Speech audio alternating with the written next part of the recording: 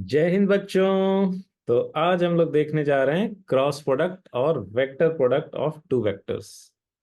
तो let us say there are two vectors A vector and B vector और उनके बीच का एंगल है थीटा। तो vector A cross vector B जो होगा वो होता है mod of A into mod of B into sine theta into N cap, where theta is the angle between A vector and B vector. And ये N cap क्या है मेरे दोस्त? ये जो वेक्टर प्रोडक्ट होता है ना, नाम क्यों पड़ा वेक्टर प्रोडक्ट? बिकॉज ये एक वेक्टर जो रिजल्ट होता है वो एक वेक्टर क्वांटिटी होता है। तो वेक्टर क्वांटिटी होगा तो उसका डायरेक्शन होगा, और वो डायरेक्शन हम लोग रिप्रेजेंट करते हैं एन कैप से। ये जो एन कैप है ये हमें बताता है कि ये वेक्टर प्रोडक्ट का डायरेक्शन किधर होगा। बिकॉज एन कैप जो है वो है एक यूनिट वेक्टर, तो यूनिट वेक्टर से मल्टीप्लाई करने से मैग्नीट्यूड तो चेंज होगा नहीं, लेकिन ये असाइन करेगा डायरेक्शन। तो हम लोगों ने पढ़ा था जब टाइप्स ऑफ वेक्टर्स, वहां पे यूनिट वेक्टर में देखा था कि यूनिट वेक्टर हम लोग यूज करते हैं टू असाइन डायरेक्शन। तो यहाँ पे हमें एन कैप ये बताएगा कि vector A cross vector B का डायरेक्शन किधर होगा। और ये क्रॉस प्रोडक्ट को क्रॉस प्रोडक्ट क्यों बोलते हैं? बिकॉज इसका जो सिंबल होता है ये क्रॉस से डिनोट करते हैं। तो ये नॉर्मल मल्टीप्लीकेशन जैसे मैथ्स में करते थे ना, कि उसको लाइक 6 into 3 लिखो या 6 ऐसे लिखो, एक ही बात है। वेक्टर में ऐसा नहीं होता है।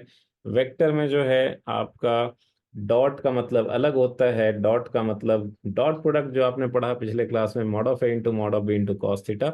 और क्रॉस का मतलब जो है ये आपका क्रॉस प्रोडक्ट होता है, जिसको कि वेक्टर प्रोडक्ट भी बोलते हैं। ये इसका मैग्नीट्यूड अलग होता है ए बी साइन थीटा, और इसका डायरेक्शन भी होता है। तो वेक्टर में ये दोनों दो अलग अलग चीजें हैं। और यहाँ पे थीटा जो है ये this is the angle between A vector and B vector. N cap जैसे मैंने बताया अभी ये यूनिट वेक्टर है, डायरेक्शन बता रहा है ए क्रॉस बी का।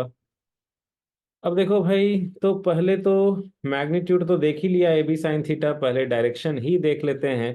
तो ए क्रॉस बी जो होता है मेरे दोस्त, जो vector A cross vector B जो होता है वो परपेंडिकुलर टू होता है ए वेक्टर के और बी वेक्टर के, दोनों पे परपेंडिकुलर होता है। Vector A cross vector B जो है ना वो एक वेक्टर होता है, तो उसका डायरेक्शन ए पे भी परपेंडिकुलर होता है और बी पे भी परपेंडिकुलर होता है।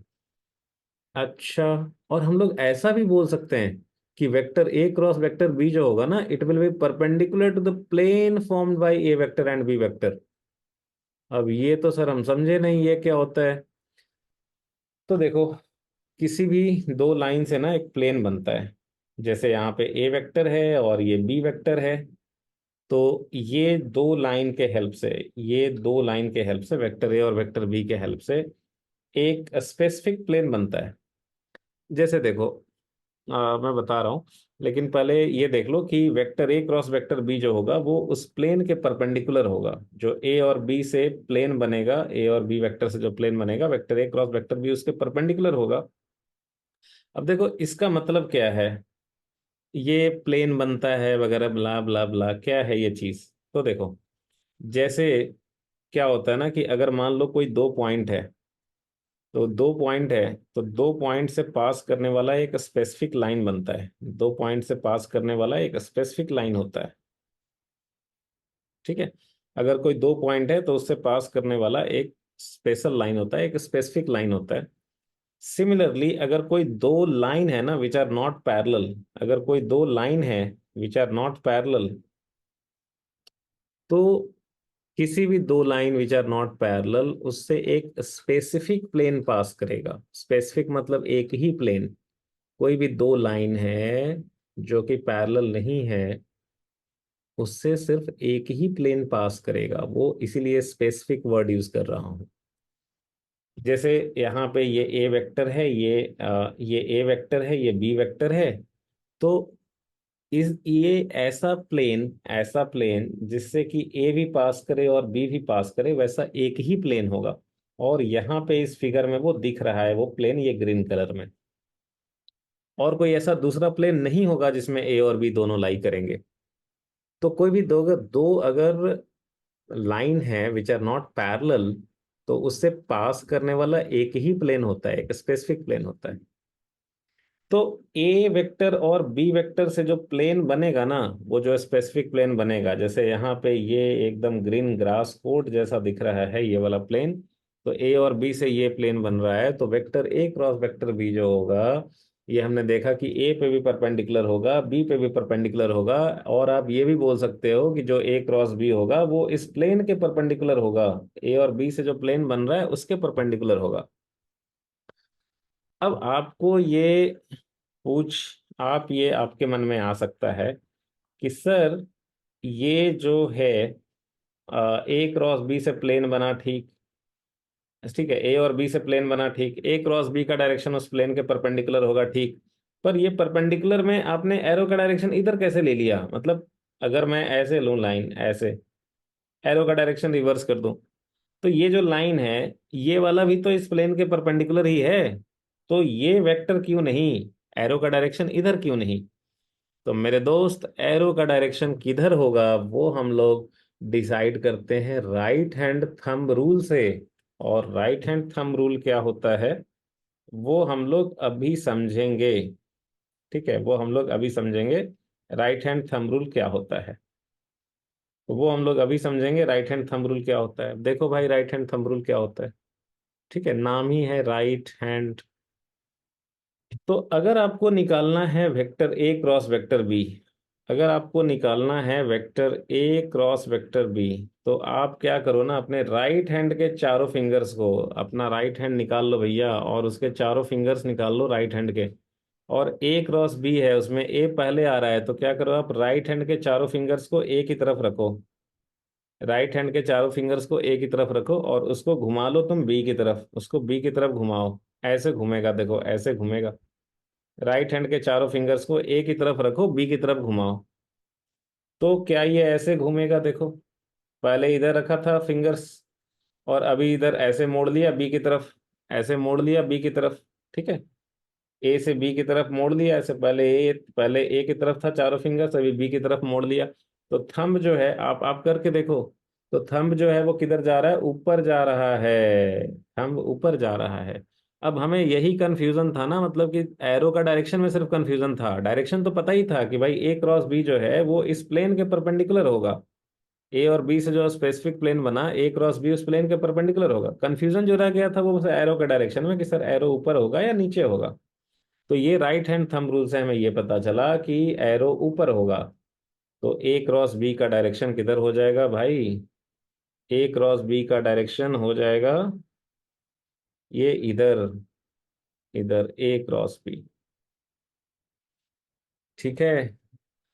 अब देखो, अगर आपको बोले कि अच्छा भाई बी क्रॉस ए कर लो, बी क्रॉस ए, तो बी क्रॉस ए अगर बोलेगा ना, ठीक है, अगर आपको बोले कि भाई बी क्रॉस ए निकाल लो, तो वही राइट हैंड थंब रूल। अब इस बार क्या करोगे आप, राइट हैंड के चारों फिंगर्स को पहले बी के तरफ रखो, इधर बी क्रॉस ए में पहले बी आ रहा है, तो राइट हैंड के चारों फिंगर्स को पहले बी की तरफ रखो। और उन चारों फिंगर्स को ऐसे ए की तरफ घुमाओ, ए की तरफ घुमाओ। तो अब देखो जरा थंब किधर जाएगा, उल्टे डायरेक्शन में जाएगा, करके देखो तो। राइट हैंड के चारों फिंगर्स को बी की तरफ रखो और ए की तरफ घुमाओ, जरा देखो तो थंब अपोजिट डायरेक्शन में जाएगा क्या? थंब अपोजिट डायरेक्शन में जाएगा। तो बी क्रॉस ए का जो डायरेक्शन है ना, बी क्रॉस ए का डायरेक्शन वो इधर हो जाएगा, अपोजिट डायरेक्शन, एरो की डायरेक्शन रिवर्स हो जाएगी। ठीक है, नहीं समझ में आया तो अभी और भी बहुत सारे डायग्राम्स आएंगे, और भी बहुत सारे तरीके हैं, बने रहो आगे देखते रहो, बिल्कुल समझ में आएगा यार, आपको समझा के ही छोड़ेंगे। लेकिन उससे पहले, ठीक है, उससे पहले और भी स्क्रीव रूल है, और भी बहुत सारी चीजें अभी आएंगी, तो वो हम लोग देखते हैं। लेकिन उससे पहले मेरे दोस्त, जरा देख लो मैग्नीट्यूड के बारे में, एक चीज स्पेशल चीज है।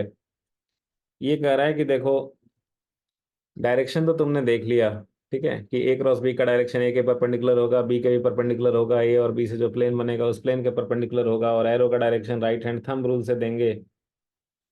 अब ये कह रहा है कि जो मैग्नीट्यूड था ना ए क्रॉस बी का, बोलोगे सर मैग्नीट्यूड तो हमने देख ही लिया है, वो तो mod of A into mod of B into sine theta होगा, वेरी गुड।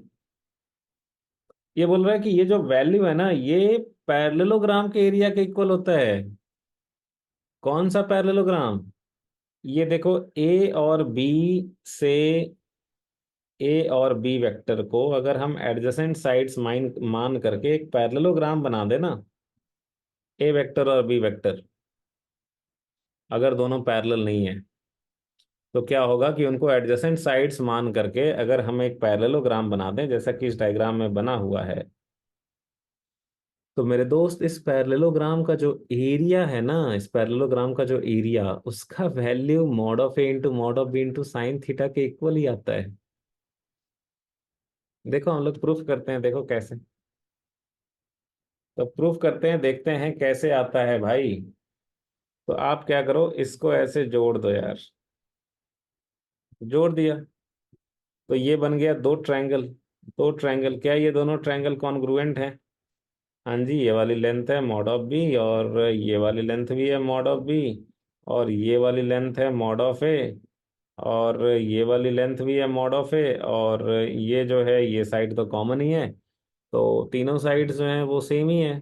ठीक है, तो ये कॉन्ग्रुएंट हो गया ट्रायंगल। तो दोनों ट्रायंगल की एरिया जो है वो सेम ही होगी। अच्छा, दोनों ट्रायंगल की एरिया सेम ही होगी। तो पैरेललोग्राम का एरिया निकालना है, तो अगर मैं किसी एक ट्रायंगल का एरिया निकाल दूं और उसका डबल कर दूं, तो वो पैरेललोग्राम का एरिया हो जाएगा। Very good. अब एक ट्रायंगल का एरिया निकालना है, तो उसके लिए क्या करें? उसके लिए एक काम करता हूँ, पहले तो मैं नाम दे देता हूँ कुछ लेटर से, जैसे मान लो ये हो गया PQRS, ऐसे कुछ नाम दे देते हैं। ठीक है, बोलने में आसानी होगा कि भाई कौन से ट्रायंगल की बात हो रही है।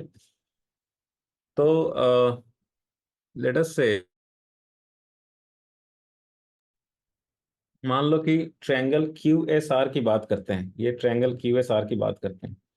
अगर इसका एरिया निकालना है हमें, तो क्या करना पड़ेगा? परपेंडिकुलर ड्रॉ करना पड़ेगा। कोई भी ट्रायंगल ले लो, PQS भी ले सकते हो। मान लो PQS की बात करना है, तो यहाँ से क्या करोगे? परपेंडिकुलर ड्रॉ कर दो। परपेंडिकुलर ड्रॉ कर दिया, देखो H हो गया। और ये जो दोनों वेक्टर के बीच की जो एंगल थी ना, दोनों वेक्टर के बीच की एंगल, वो दे रखा था हमें थीटा। कितना दे रखा था? दोनों वेक्टर के बीच का एंगल ये वाला, ये दोनों वेक्टर के बीच का एंगल ये हमें दे रखा था थीटा। ठीक है, अब आपने S से परपेंडिकुलर गिरा दिया, और ये मान लो M पे कट कर रहा है, M पे।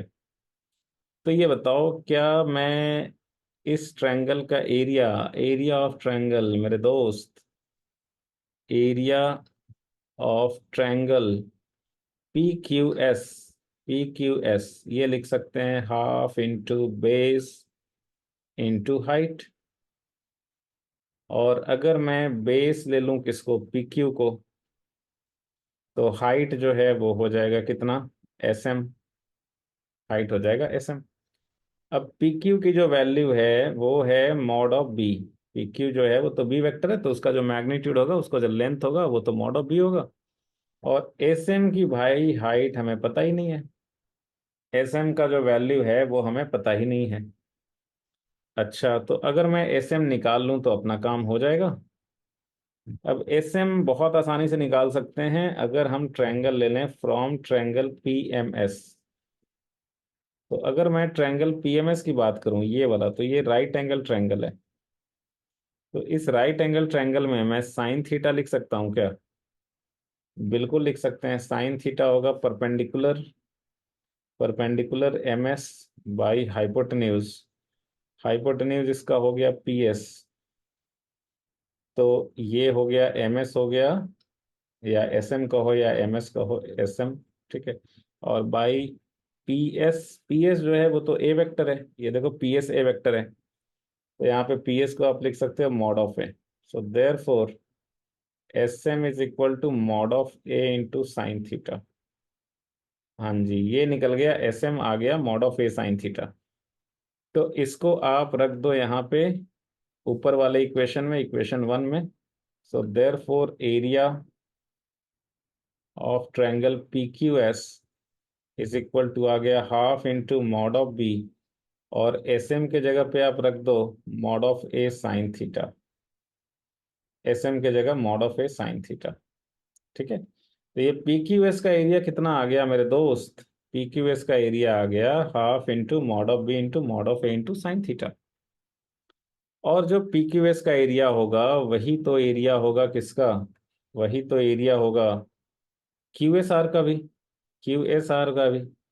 तो area of triangle Q S R को हम लोग लिख देंगे area of triangle P Q S, और वो भी हो जाएगा half into mod of B into mod of A into sine theta.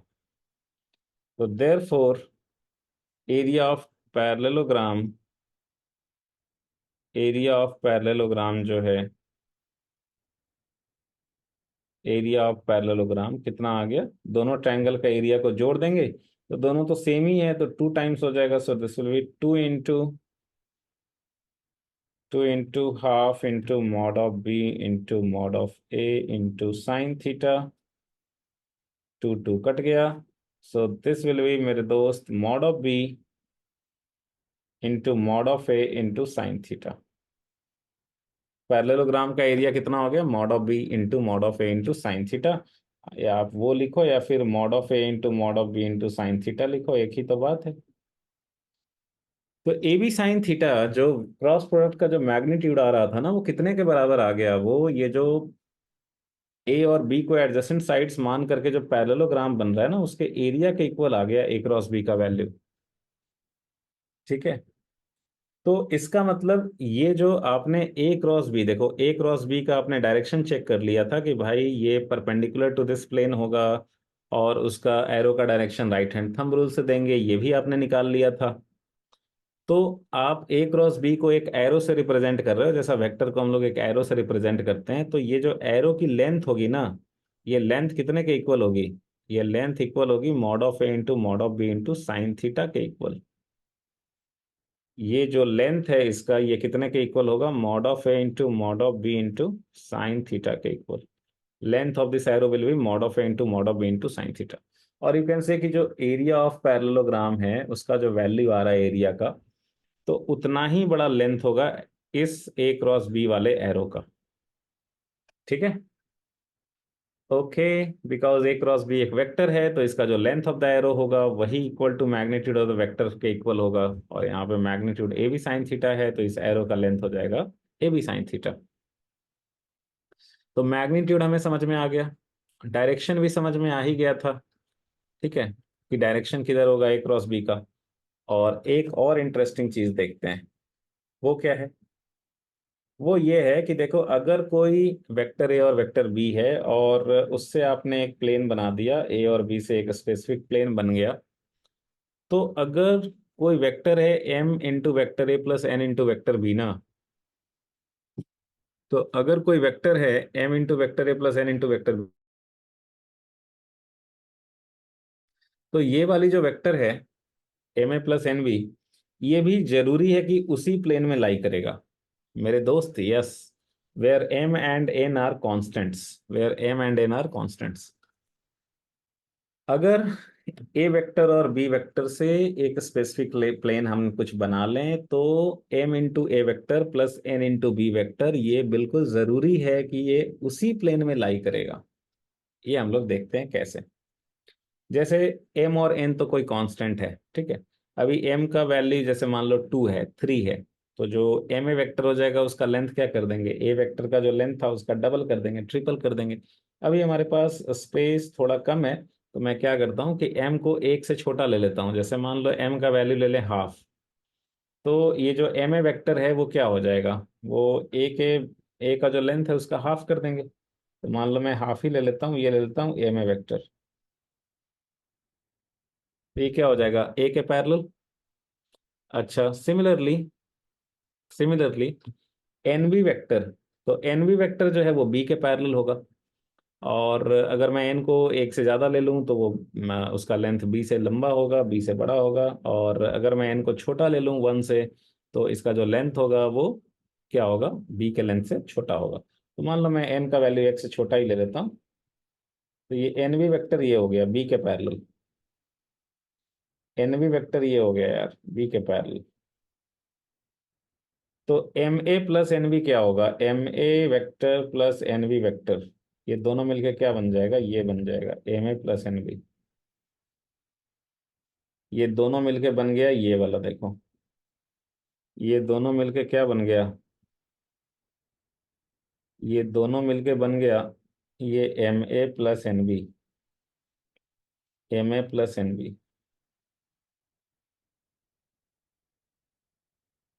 MA+NB।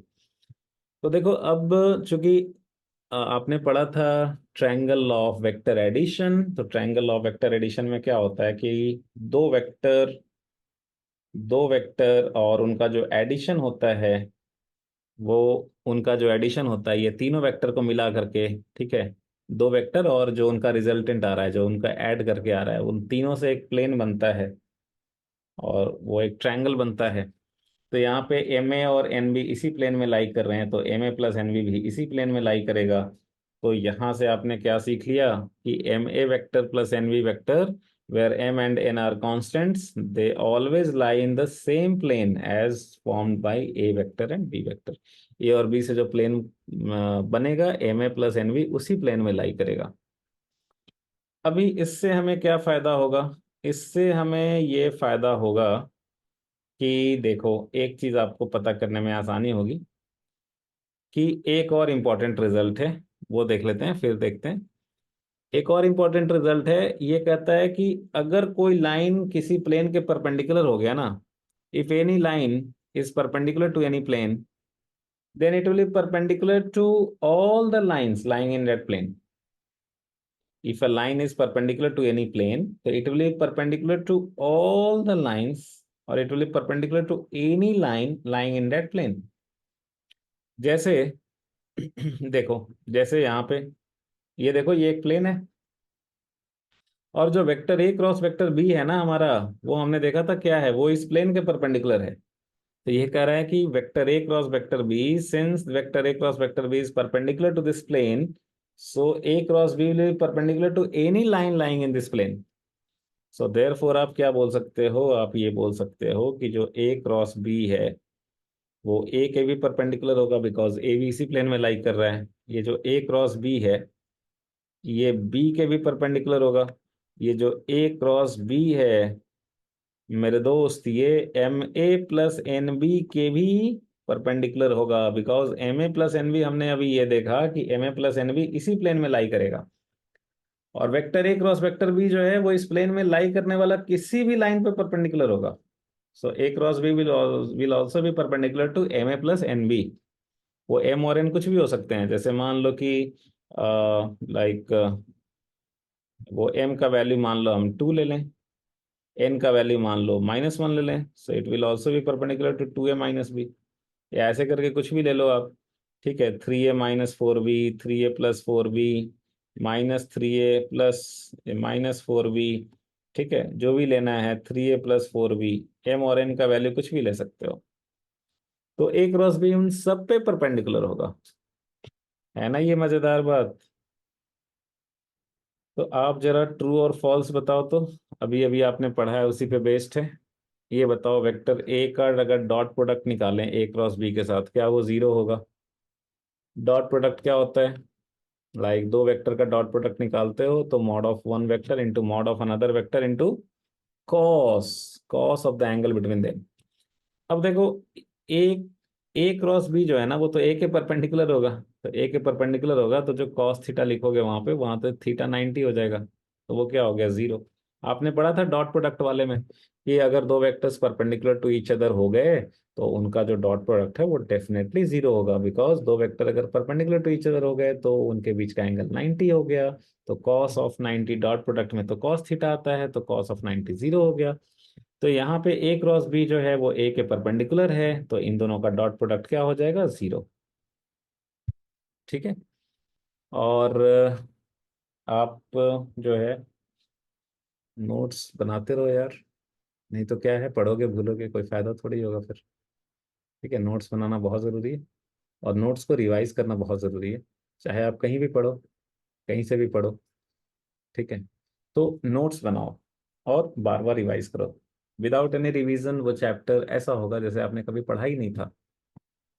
Okay, तो बी का dot product A cross B के साथ क्या होगा?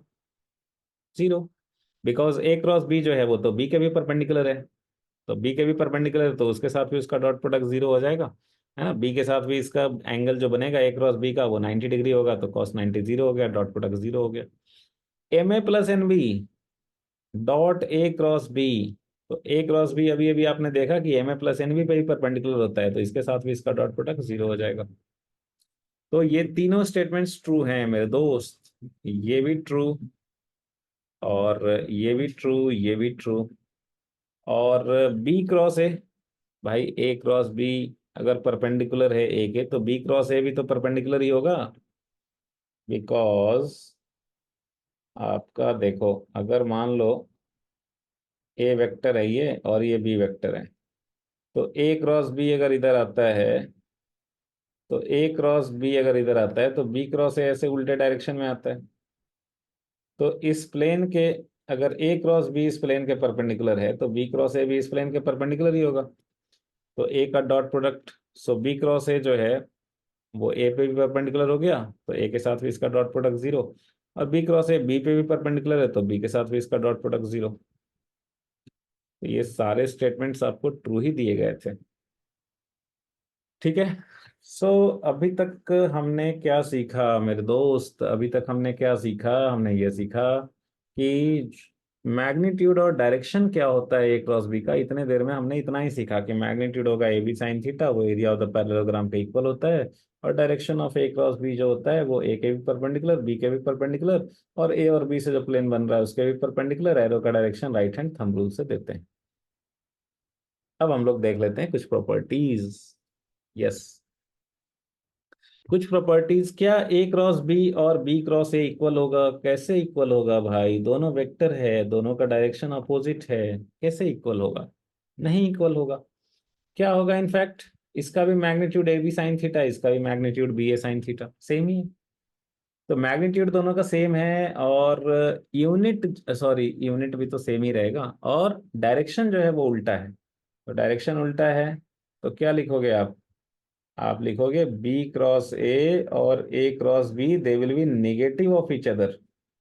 सो B cross A will be minus of A cross B. ठीक है, तो they will be negative of each other. तो अब हम लोग आते हैं प्रॉपर्टीज पे। तो कॉम्यूटेटिव तो नहीं होगा, बिकॉज ए क्रॉस बी और बी क्रॉस ए सेम नहीं है।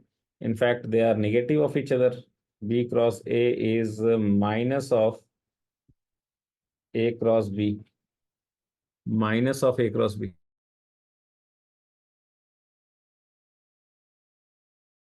उसके बाद डिस्ट्रीब्यूटिव होता है। तो vector A cross vector B plus vector C जो होगा, ये होगा A cross B plus A cross C. और vector A cross B minus C जो होगा, ये होगा A cross B minus of A cross C. तो डिस्ट्रीब्यूटिव होगा। नेक्स्ट, अगर दो वेक्टर्स हैं जिनका की मैग्नीट्यूड जीरो नहीं है, नॉन जीरो है, ठीक है, बट अगर इफ दे आर पैरेलल या फिर एंटी पैरेलल, अगर दोनों पैरेलल है, एंटी पैरेलल है, तो उनका क्रॉस प्रोडक्ट जीरो हो जाएगा। यस, क्यों जीरो हो जाएगा? बहुत आसान है। ए क्रॉस बी होता है mod of A into mod of B into sine theta N cap. अभी बोल रहा है कि दोनों वेक्टर्स नॉन जीरो वेक्टर्स हैं, मतलब mod of A is not equal to zero, mod of B is not equal to zero. लेकिन दोनों पैरेलल या एंटी पैरेलल हैं। अगर पैरेलल होंगे दोनों, तो थीटा क्या हो जाएगा? दोनों वेक्टर्स जैसे अगर पैरेलल हैं तो दोनों के बीच का एंगल हो जाएगा 0 डिग्री। तो उस केस में थीटा अगर जीरो होगा तो साइन थीटा जीरो आ जाएगा। और अगर दोनों वेक्टर्स एंटी पैरेलल हैं, तो वहां पे दोनों के बीच का एंगल हो जाएगा 180, और साइन 180 भी होता है जीरो। तो इन दोनों केसेस में, like whether theta is 0 degree और 180 degree, you will get sine theta is zero, and when sine theta is zero then A cross B will also be zero. So if two vectors are मेरे दोस्त parallel और anti parallel, तो उनका जो cross product होगा वो पक्का zero होगा, क्योंकि साइन थीटा जीरो हो जा रहा है यहाँ पे। तो therefore vector A cross vector ए क्या हो गया? दोनों वेक्टर अगर सेम है, vector A cross vector A, तो क्या हो जाएगा? जीरो। तो इसलिए हम लोग आई कैप क्रॉस आई कैप को भी जीरो बोल सकते हैं, and similarly J cap cross J cap को भी जीरो बोल सकते हैं, और K cap cross K cap को भी जीरो बोल सकते हैं। कितना अजीब है ना वेक्टर, कितनी अच्छी चल रही थी लाइफ 10th तक, और ये क्या क्या आ गया है यार। ये वेक्टर क्या क्या प्रॉपर्टीज। देखो, पहली बार कोई भी चीज जो है ना वो अजीब ही लगता है। ठीक है, मैं बोलता हूँ हमेशा सबको, बच्चों को, कि पहली बार जब आप एबीसीडी पढ़ रहे थे ना, वो भी आपको अजीब ही लगा था। तो लेकिन अगर आप बार बार इसको पढ़ोगे पढ़ोगे पढ़ोगे, यूज में आते रहेगा, फिर आपको ये बहुत सिंपल एज यूजुअल लगने लगेगा। तो जो इम्पोर्टेंट चीज है वो ये है, एक पहला स्टेप अच्छे से समझना, दूसरा स्टेप कि बार बार चीजों को रिवाइज करते रहना। तो डेफिनेटली डेफिनेटली ये सब आपको बहुत आसान लगने लगेगा। तो हमें देखो एक इम्पॉर्टेंट रिजल्ट पता चला। और हाँ जी, ये जो बॉक्स बना के हम घेरते हैं ना, आपके लिए घेरते हैं कि आप भी ऐसे ही बॉक्स बना के घेरो अपने नोट्स में, इसलिए नहीं कि अपने लिए नहीं घेरते हैं। तो आई कैप क्रॉस आई कैप जो होगा ये जीरो वेक्टर होगा, J cap cross J cap zero vector, के cap cross K cap zero vector. Because दोनों सेम वेक्टर्स हैं, तो हमने देखा था कि दोनों सेम वेक्टर्स होंगे तो दोनों पैरेलल होंगे, दोनों के बीच का एंगल थीटा 0 डिग्री होगा। सो क्रॉस प्रोडक्ट जीरो हो जाएगा। तो अगर ये जो, ये आप जानते हो कि आई कैप जे कैप और के कैप को we are also, I mean we also call it as base vectors. तो अगर दोनों सेम बेस वेक्टर्स हैं आई कैप, तो उनका क्रॉस प्रोडक्ट जीरो, जे कैप का क्रॉस प्रोडक्ट जीरो, के कैप का क्रॉस प्रोडक्ट जीरो। जी हाँ। और मेरे दोस्त, अगर दोनों बेस वेक्टर्स अलग हैं तो, जैसे आई कैप क्रॉस जे कैप का मैग्नीट्यूड, तो पहले देख लो मैग्नीट्यूड क्या होगा। तो ये हो जाएगा sir mod of A into mod of B into sine of theta. तो ये हो जाएगा mod of I cap into mod of J cap. अभी I cap is along positive X axis and J cap is along positive Y axis. तो दोनों के बीच में angle हो जाएगा 90 डिग्री। सो ये यहाँ पे हो जाएगा साइन 90। और यूनिट वेक्टर का मैग्नीट्यूड 1 होता है, साइन 90 भी 1 होता है। तो इसका जो मैग्नीट्यूड होगा वो होगा 1। So I cap cross J cap will also be a unit vector, इसका मैग्नीट्यूड 1 होगा। नाउ व्हाट अबाउट डायरेक्शन मेरे दोस्त, what about direction, I cap cross J cap का डायरेक्शन क्या होगा। तो देखो अभी अभी आपने पढ़ा कि vector A cross vector B जो होता है, ए के भी परपेंडिकुलर होता है, बी के भी परपेंडिकुलर होता है, और ए और बी से जो प्लेन बन रहा है उस प्लेन के परपेंडिकुलर होता है।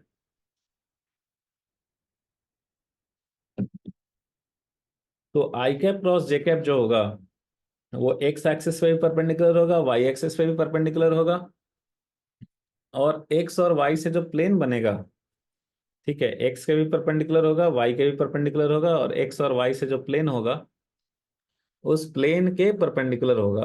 तो आई कैप क्रॉस जे कैप जो होगा वो क्या होगा, एक्स वाई प्लेन के परपेंडिकुलर। अभी एक्स वाई प्लेन के परपेंडिकुलर क्या होगा, जेड एक्सिस। सो एक्स वाई प्लेन के परपेंडिकुलर होता है Z axis. So I cap cross J cap का direction either positive Z axis के लॉन्ग होगा या फिर निगेटिव जेड एक्सिस के लॉन्ग होगा। अब ये एरो का डायरेक्शन पता कैसे चलेगा कि पॉजिटिव जेड होगा या निगेटिव जेड होगा, वो हम लोग लेते हैं राइट हैंड थंब रूल से। वो हम लोग लेते हैं राइट हैंड थंब रूल से। तो जैसे यहाँ पे देखिए मेरे दोस्त, ये आपका लिया हुआ है बी पॉइंट पे ओरिजिन। और तो बी के कोऑर्डिनेट्स आप कर लो मार्क। तो बी का कोऑर्डिनेट है 0 0 0। और पॉजिटिव एक्स का डायरेक्शन इधर लिया गया है। तो इस डायरेक्शन में जो यूनिट वेक्टर होगा उसको आप रिप्रेजेंट करोगे आई कैप से। पॉजिटिव वाई के डायरेक्शन में जो यूनिट वेक्टर है इसको रिप्रेजेंट करोगे जे कैप से। पॉजिटिव वाई के डायरेक्शन में जो यूनिट वेक्टर है इसको रिप्रेजेंट करेंगे जे कैप से। और पॉजिटिव जेड के डायरेक्शन में जो यूनिट वेक्टर होता है उसको रिप्रेजेंट करते हैं के कैप से। तो अब एक बात बताओ, ये बोल रहा है आई कैप क्रॉस जे कैप। क्या बोल रहा है, आई कैप क्रॉस जे कैप। तो पहले आ रहा है आई कैप। तो आपने अभी राइट हैंड थंब रूल्स तो देखो, आई कैप और जे कैप, ये एक्स एक्सिस और वाई एक्सिस से ये बन रहा है एक्स वाई प्लेन। तो जो I cap cross J cap होगा ये एक्स वाई प्लेन के परपेंडिकुलर होगा। अभी एक्स वाई प्लेन के परपेंडिकुलर दो डायरेक्शन है, या तो ये पॉजिटिव जेड के लॉन्ग भी हो सकता है या फिर निगेटिव जेड के लॉन्ग भी हो सकता है। एरो का डायरेक्शन कौन सा लेना है वो पता चलेगा राइट हैंड थंब रूल से। तो राइट हैंड के चारों फिंगर्स को रख लो आप इधर पॉजिटिव एक्स एक्सिस की तरफ। तो राइट हैंड के चारों फिंगर्स को इधर रखो पॉजिटिव एक्स एक्सिस की तरफ। आप रख के देखो, एक्चुअल में राइट हैंड के चारों फिंगर्स लो और इसको इस डायरेक्शन में रख के रखो, ठीक है, पॉजिटिव एक्स के लॉन्ग इधर आई कैप के लॉन्ग। और इसको कर्ल करो, इसको मोड़ो आप इधर, इसको मोड़ के इधर लाओ जे कैप की तरफ, ऐसे मोड़ो इसको, ऐसे इसको कर्ल करो, मोड़ो, इसको मोड़ के लेके आओ इधर से इधर, तो आप देखो ना थंब, आप देखोगे कि थंब ऊपर जा रहा है। तो थंब ऊपर जा रहा है, और ऊपर कौन सा डायरेक्शन है, पॉजिटिव जेड, तो इसलिए एरो का डायरेक्शन किधर होगा, ये पॉजिटिव जेड के लॉन्ग। तो आई कैप क्रॉस जे कैप जो होगा, वो इसका जो डायरेक्शन होगा वो किधर होगा, ये आया आपका अलोंग पॉजिटिव जेड। किधर आया ये, अलोंग पॉजिटिव जेड। तो पॉजिटिव जेड के अलोंग आया, और इसका जो मैग्नीट्यूड आया था ना, इसका मैग्नीट्यूड 1 आया था। तो एक ऐसा वेक्टर जिसका मैग्नीट्यूड 1 हो और डायरेक्शन हो अलोंग पॉजिटिव जेड, वो क्या होता है, मैग्नीट्यूड 1 और डायरेक्शन अलोंग पॉजिटिव जेड, तो वही तो के कैप होता है। तो वही तो होता है के कैप। सो देयरफॉर हमें ये पता चल गया कि आई कैप क्रॉस जे कैप जो होगा वो होगा के कैप। तो आई कैप क्रॉस जे कैप जो होगा ये होगा के कैप। ठीक है। अच्छा, बहुत बढ़िया भाई। ये राइट हैंड के फिंगर्स को देखो, हमने ऐसे कर्ल किया है, जिनको नहीं समझ में आया था वो कर्ल करने वाला, वो यहाँ पे एक बार फिर से देख लें। आई कैप का डायरेक्शन था इधर, और जे कैप का डायरेक्शन था इधर, long positive I. Right hand के फिंगर्स को आई कैप की तरफ रखो, we are finding out I cap cross J cap. So we are finding out I cap cross J cap. तो राइट हैंड के चारों फिंगर्स को इधर रखो आई कैप के लॉन्ग, और इसको कर्ल करो इधर जे कैप के लॉन्ग, ऐसे मोड़ो। तो ऐसे मोड़ोगे तो थंब जो है वो जाएगा ऊपर, एरो का डायरेक्शन ऊपर की तरफ होगा। तो इसलिए आई कैप क्रॉस जे कैप का जो डायरेक्शन होगा ये ऊपर की तरफ होगा, आई कैप क्रॉस जे कैप का डायरेक्शन ऊपर की तरफ होगा। और ये ऊपर की तरफ ही तो जेड एक्सिस है। So I cap cross J cap is along positive Z, और इसका मैग्नीट्यूड 1 था। So therefore unit vector along positive Z is represented by K cap. तो ये जो है ये हो गया आपका के कैप। तो ये हो गया के cap. So I cap cross J cap is के कैप। अब एक स्टूडेंट था, उसके मन में जो है वो क्वेरी जगा कि सर एक बात बताइए, आपने तो मान लिया था ना पहले ही पॉजिटिव जेड इधर है, आपने ये पॉजिटिव जेड मान लिया था, तो अभी एरो का डायरेक्शन ऊपर की तरफ अपना आ रहा था, तो आपने बोला कि भाई ये पॉजिटिव जेड हमने माना है तो इसको के कैप बोल दिया। तो वो स्टूडेंट जो है उसने दिमाग लगाया, उसने सोचा कि सर अगर मैं ऐसा करता कि मैं अपना पॉजिटिव जेड ना नीचे की तरफ मान लेता, मैं अपना पॉजिटिव जेड सर अगर नीचे मान लिया होता, तो अभी जो I cap cross J cap आया है आपका वो तो ऊपर की तरफ आया है। तो ऊपर की तरफ आया है, तो सर फिर ये तो निगेटिव जेड फिर हो जाता। तो क्या हम लोग यहाँ पे I cap cross J cap को सर माइनस के कैप बोल सकते थे क्या? देखो मेरे दोस्त, मेरे दोस्त, मेरे दोस्त, मेरे दोस्त, ये चीज जान लो आप कि ये जो एक्स वाई जेड आप मानते हो ना, ठीक है, एक्स वाई जेड जो आप मानते हो, वो तीन परपेंडिकुलर डायरेक्शन में लेते हो आप, एक्स वाई और Z. Out of this three perpendicular lines आप किसी भी दो का डायरेक्शन कुछ भी मान सकते हो, कि भाई पॉजिटिव एक्स इधर हो गया, पॉजिटिव वाई इधर हो गया, किसी भी दो का डायरेक्शन आप एज्यूम कर सकते हो। तीसरा वाला जो डायरेक्शन होता है ना, राइट हैंड थंब रूल से जो आता है वैसे ही माना जाता है एक्सिस। मतलब क्या हुआ, क्या समझे? जैसे यहाँ पे राइट हैंड थंब रूल, मेरे दोस्त, राइट हैंड थंब रूल से जो आ रहा था ना एरो का डायरेक्शन ऊपर की तरफ, तो हमें पॉजिटिव जेड ही मानना चाहिए। आप किसी बुक वगैरह में देखोगे तो ऊपर जिधर थंब का डायरेक्शन आ रहा है उधर ही पॉजिटिव जेड लिया जाता है। और इसको हम लोग बोलते हैं राइट हैंड सिस्टम। इसको क्या बोलते हैं? इसको हम लोग बोलते हैं राइट हैंड सिस्टम। इसको हम लोग बोलते हैं राइट हैंड सिस्टम। जिधर थंब जा रहा है उधर ही जो है आप उसके हिसाब से डायरेक्शन लिया आपने। आई कैप क्रॉस जे कैप में थंब ऊपर जा रहा था तो आपने ऊपर ही जो है वो जेड एक्सिस लिया। इसको बोलते हैं राइट हैंड सिस्टम। और अगर वो जो स्टूडेंट था जिसने बोला कि सर मैं निगेटिव जेड, इधर जिधर आपका जिधर निगेटिव जेड था मैं उधर ही पॉजिटिव जेड मान लूंगा, तो उसको बोलते हैं लेफ्ट हैंड सिस्टम। ठीक है, उसको हम लोग बोलते हैं लेफ्ट हैंड सिस्टम। और हम लोग जो है वो राइट हैंड सिस्टम ही सिर्फ फॉलो करते हैं। ठीक है, तो हम लोग जो है सब लोग सिर्फ राइट हैंड सिस्टम ही फॉलो करते हैं। जो लेफ्टी हैं वो भी यहाँ पे राइट हैंड सिस्टम ही फॉलो करेंगे। तो ये वाली सिस्टम फॉलो नहीं करेंगे लेफ्ट हैंड वाली। ठीक है, तो इसका मतलब क्या हो गया, राइट हैंड सिस्टम का मतलब क्या हो गया कि एक्स और वाई किसी डायरेक्शन में एज्यूम कर लो, और उसके हिसाब से आपका आई कैप क्रॉस जे कैप करने पे थंब जिधर जा रहा है पॉजिटिव जेड आपको उधर ही मानना चाहिए। सो I cap cross J cap right hand system में ऑलवेज के कैप ही होगा, कभी भी माइनस के कैप नहीं होगा। बिकॉज आप जेड एक्सिस मानते ही वैसे ही है कि जिधर थंब जा रहा है उधर ही पॉजिटिव जेड मान लिया। बहुत कंफ्यूजन है सर। तो हम लोग कौन सा फॉलो करते हैं भाई system? Right hand system. Right hand system, आप लेफ्टी हो तो भी राइट हैंड सिस्टम ही फॉलो फॉलो करोगे। तो इसमें ये पॉजिटिव एक्स एक्सिस ये इधर आई कैप हो गया, इधर पॉजिटिव वाई एक्सिस जे कैप हो गया, और ये पॉजिटिव जेड एक्सिस के कैप हो गया। अब एक बात बताओ, अभी ये पता चल गया आपको ये राइट हैंड सिस्टम है, ये डायग्राम बना हुआ है इतना सुंदर सा प्यारा सा। अगर मैं आपको बोलूं कि मेरे दोस्त मेरे अनमोल रतन, अगर आप निकाल दो जे cap cross K cap, J cap cross K cap क्या होगा? तो आप बोलोगे सर बहुत आसान है, आप तब से तो पका रहे हैं, यही तो बता रहे हैं कि जे कैप क्रॉस के कैप जो होगा वो जे के भी परपेंडिकुलर होगा, जे कैप के भी, और के कैप के भी परपेंडिकुलर होगा। मतलब ये वाई एक्सिस के भी परपेंडिकुलर होगा और जेड एक्सिस के भी परपेंडिकुलर होगा। तो वाई एक्सिस और जेड एक्सिस, इससे बन रहा है ये वाई जेड प्लेन। तो सर बहुत सिंपल सी बात है, इसका मतलब ये जो जे कैप क्रॉस के कैप है वो इस प्लेन के ही परपेंडिकुलर हो जाएगा। और सर अगर ये वाई जेड प्लेन है तो इसके परपेंडिकुलर तो यही एक्स एक्सिस है, तो यही एक्स एक्सिस है। तो जो जे कैप क्रॉस के कैप होगा ना सर, ये होगा अलोंग एक्स एक्सिस। अभी एक चीज का सर डाउट है कि पॉजिटिव एक्स एक्सिस होगा या निगेटिव एक्स एक्सिस होगा, बिकॉज ये बाइजेड प्लेन पे परपेंडिकुलर तो दोनों हो गए, ये पॉजिटिव एक्स वाले भी हो गए, निगेटिव एक्स वाले भी हो गए। तो एरो का डायरेक्शन किधर लें सर? वो ले लेंगे सर हम लोग राइट हैंड थंब रूल से।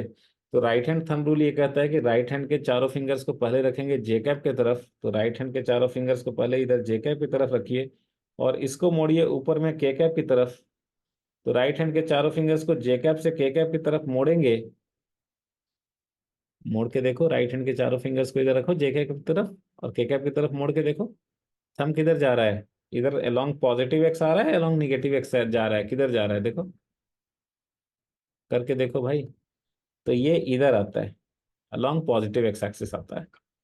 तो ये जो है ये आपका ये पॉजिटिव एक्स एक्सिस के तरफ आता है, तो ये हो जाता है आई कैप। आई कैप हो जाता है।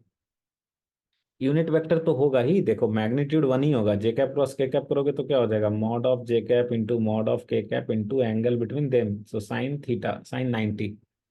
तो ये मॉड ऑफ जे कैप हो गया one, mod of K cap one, sine 90 हो गया वन, तो ये वैल्यू भी क्या हो गया? वन। तो J cap cross K cap का मैग्नीट्यूड वन, डायरेक्शन किधर आया? Along positive X axis.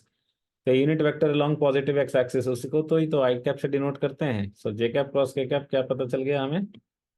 हमें पता चल गया भाई कि जे कैप क्रॉस के कैप जो होगा वो होगा आई कैप। ठीक है। वीडियो पॉज करके 2 मिनट का ले लो भाई ब्रेक। हम थोड़ा ज्यादा जोक वो क्रैक नहीं कर पाते हैं, लेकिन आप वीडियो पॉज करके आप थोड़ा सा तो मतलब रेस्ट ले ले सकते हो। ठीक है। सो क्योंकि लगातार सुनते सुनते आप हो गए होंगे सेचुरेट, तो आप ले सकते हो 2 मिनट का ब्रेक। तो देखो आई कैप क्रॉस जे कैप हमने देख लिया कि ये होगा के कैप के लॉन्ग, जे कैप क्रॉस के कैप देख लिया ये होगा आई कैप के लॉन्ग। और अगर मैं कहूं कि आई कैप क्रॉस के कैप भी देख ही लेते हैं, आई कैप या के कैप क्रॉस आई कैप भी देख ही लेते हैं, लेट अस से के कैप क्रॉस आई कैप, तो आप बोलोगे सर एकदम बिल्कुल समझ में आ गया अपने को, के कैप क्रॉस आई कैप जो होगा वो के कैप पे भी परपेंडिकुलर होगा और आई कैप पे भी परपेंडिकुलर होगा। के कैप पे परपेंडिकुलर मतलब जेड एक्सिस के परपेंडिकुलर होगा, आई कैप पे परपेंडिकुलर मतलब एक्स एक्सिस पे परपेंडिकुलर होगा। सो सर ये जो है ना ये एक्स जेड प्लेन पे परपेंडिकुलर होगा। अब आप ढूंढने निकल गए एक्स जेड प्लेन को कि एक्स जेड प्लेन किधर है, के कैप किधर है, आई कैप, तो ये है के कैप और ये है आई कैप। और इससे बन रहा है कौन सा प्लेन? इससे बन रहा है ये वाला प्लेन जी एफ बी सी। तो ये प्लेन बन रहा है जी एफ बी सी। इससे ये जो प्लेन बन रहा है ये पीछे वाला प्लेन, तो यही बन रहा है के कैप और आई कैप से प्लेन। तो के कैप क्रॉस आई कैप जो होगा वो इस प्लेन के परपेंडिकुलर होगा, और इस प्लेन के परपेंडिकुलर एरो की दो डायरेक्शन हो सकती है, एक तो इधर आ सकती है आपकी तरफ, और एक जो है वो अपोजिट डायरेक्शन में जा सकती है आपसे दूर। तो वो डायरेक्शन क्या होगा? के कैप क्रॉस आई कैप। तो आप राइट हैंड के फिंगर्स को रखो के कैप की तरफ, ऊपर की तरफ रखो चारों फिंगर्स को, और उसको मोड़ो आप आई कैप की तरफ, ऐसे मोड़ो आप इस डायरेक्शन में। तो ऐसे मोड़ोगे तो आप देखोगे कि आपका थंब इधर आ रहा है जे कैप की लॉन्ग, तो के कैप क्रॉस आई कैप जो है ये आपका हो जाएगा जे कैप। मैग्नीट्यूड तो आप देख ही लिया आपने कि मैग्नीट्यूड हो जाएगा mod of K cap into mod of I cap into sine of angle between them is 90 degree. तो mod of K cap is 1, mod of I cap is 1, sine 90 भी है 1, तो ये वैल्यू आ गया 1। सो के cap cross I cap is a unit vector along positive y axis, therefore we write it as j cap। अब आपके मन में आ रहा होगा कि यार बहुत कंफ्यूजन है भाई, इतना याद कैसे रखेंगे यार। कोई बात नहीं, कैसे याद रखना है वो हम आपको बताएंगे। सिंपल सा तरीका बताते हैं। पहले जो रिजल्ट्स आपने देखा वो लिख लो अपने नोट्स में ऐसे ही हाईलाइट करके। क्या देखा आपने? आई कैप क्रॉस जे कैप जो है होता है ये होता है के कैप, फिर जे कैप क्रॉस के कैप होता है आई कैप, और के कैप क्रॉस आई कैप होता है जे कैप। और आपने देखा था कि क्रॉस प्रोडक्ट जो होता है कॉम्यूटेटिव नहीं होता है। अगर इसको रिवर्स कर देते हैं ऑर्डर, लाइक अगर हम इसको लिखें जे कैप क्रॉस आई कैप, तो वो हो जाता है एग्जैक्टली निगेटिव, तो ये हो जाएगा माइनस के कैप। सिमिलरली अगर आप इसमें ऑर्डर रिवर्स कर दो, लाइक अगर लिख दो के कैप क्रॉस जे कैप, तो ये हो जाएगा माइनस आई कैप। रिवर्स हो गया ऑर्डर, तो ये वेक्टर क्या हो गया? निगेटिव हो गया। ठीक है, एग्जैक्टली डायरेक्शन चेंज हो जाएगा, मैग्नीट्यूड वही रहेगा। तो अगर के कैप क्रॉस आई कैप है, इसको भी रिवर्स कर दो, आई कैप क्रॉस के कैप लिख दो, तो ये हो जाएगा माइनस जे कैप। अब आप बोलोगे सर ऑलरेडी तीन था, तीन और आपने जोड़ दिए, छः छः, अभी याद कैसे रहेगा? तो याद करने का आपको सिंपल तरीका बताता हूँ, डोंट वरी। ठीक है, एक सिंपल तरीका बताऊंगा, लेकिन उससे पहले चलो पहले सिंपल तरीका ही देख लो। तो सिंपल तरीका ये है कि आई कैप हो गया, और ऐसे देखो, ऐसे लिख लो आप, ये हो गया आई कैप। ये काइंड ऑफ अगर ये घड़ी है, तो आई कैप लिख दो ये 12 बज रहा है वहां पे, जे कैप लिख दो नियरली 4 बज रहा है वहां पे, ठीक है, और के कैप जो है ये नियरली 8 बज रहा है वहां पे। और आप एरो एरो का डायरेक्शन ऐसे दे दो, आई से जे, जे से के, और फिर के से आई। अभी अगर आप एरो के डायरेक्शन में चलोगे ना, एरो के डायरेक्शन में चलोगे तो ये आपको पॉजिटिव वैल्यू यूज करना है। जैसे जैसे अगर है आई कैप क्रॉस जे कैप, तो आई कैप से जे कैप जा रहे हो आप, ये एरो हमेशा जो है ऐसे ही देना है आपका क्लॉकवाइज सेंस में, इसी ऑर्डर में। तो आई कैप क्रॉस जे कैप जो होगा ये हो जाएगा ये तीसरा वाला वेक्टर, एरो के डायरेक्शन में जा रहे हैं तो लिखेंगे प्लस। अगर मैं बोलूं जे कैप क्रॉस के कैप, तो जे कैप से के कैप की तरफ एरो के डायरेक्शन में जा रहे हैं तो इसको लिखेंगे आई कैप। और अगर आप के कैप क्रॉस आई कैप करोगे, के कैप क्रॉस आई कैप, तो आप के से आई की तरफ जा रहे हो तो एरो के डायरेक्शन में जा रहे हो, तो ये हो जाएगा जे कैप, जे कैप। तो सेम ऑर्डर में चलेंगे तो रहेगा पॉजिटिव, लेकिन अगर आप रिवर्स कर दो, रिवर्स मतलब अगर आप जे से आई की तरफ जाओ, एरो के अपोजिट डायरेक्शन में जाओ, तो जे कैप क्रॉस आई कैप क्या हो जाएगा? वो निगेटिव हो जाएगा, तो माइनस के कैप, माइनस के कैप हो जाएगा। सिमिलरली अगर आप जाओ आई से के, ऐसे अगर आप जाओ लाइक के से जे की तरफ, तो एरो के अपोजिट डायरेक्शन में जा रहे हैं, तो के कैप क्रॉस जे कैप क्या हो जाएगा? ये माइनस आई कैप। एरो के अपोजिट डायरेक्शन में जा रहे हैं ना, के से जे जा रहे हैं, तो वो माइनस आई कैप हो जाएगा। और सिमिलरली अगर आप आई कैप क्रॉस के कैप जाओ, तो अगेन एरो के अपोजिट डायरेक्शन में जा रहे हैं, तो आई कैप क्रॉस के कैप ये हो जाएगा माइनस जे कैप।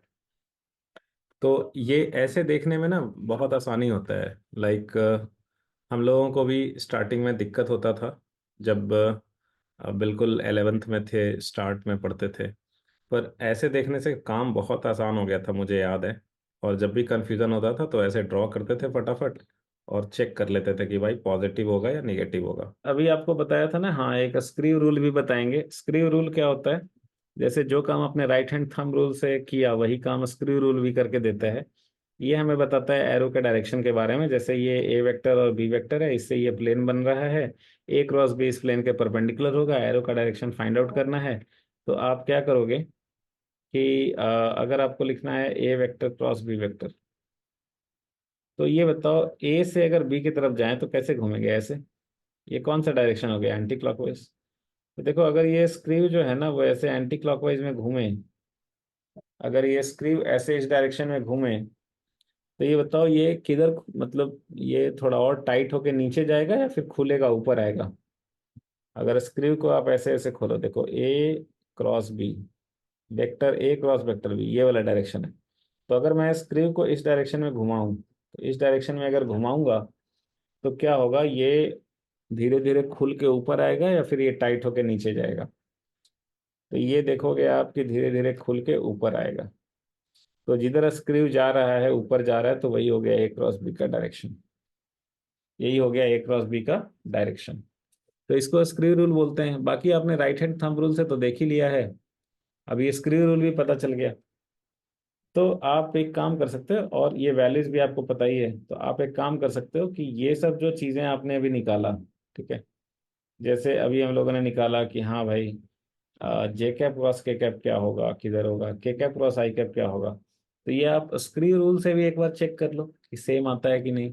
तो अब आ जाओ आप कि अगर वेक्टर दिया हुआ है कंपोनेंट फॉर्म में, मतलब I cap J cap K cap के टर्म्स में, ठीक है, जैसे A vector is A X I cap plus A Y J cap plus A Z K cap, and B vector is B X I cap plus B Y J cap plus B Z K cap.